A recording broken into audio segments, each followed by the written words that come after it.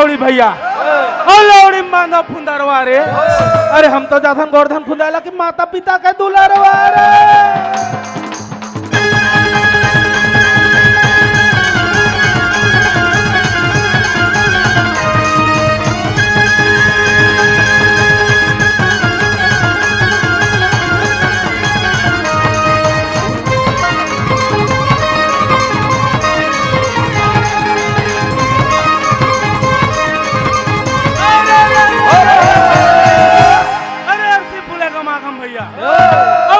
फूले सफेद रे। अरे बालकपन में क्यों बधों की हो जवानी में बेहतर।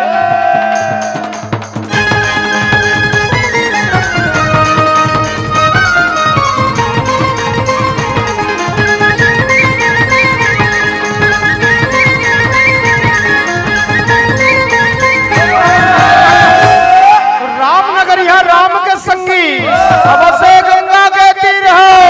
अरे अटल राज महाराज के संगी चौकी बहन हद पीर हो।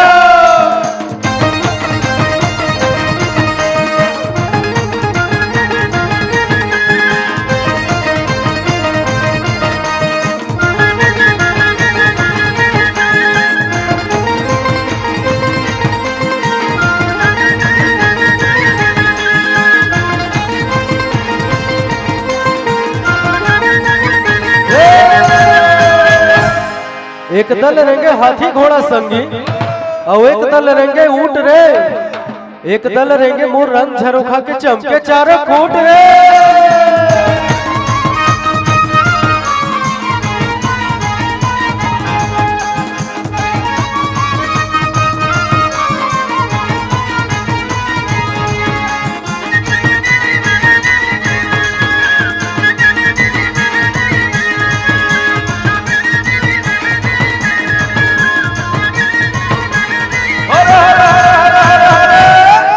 सावन में सबना ही रे सुबना भरवा दो चना कैदार हो।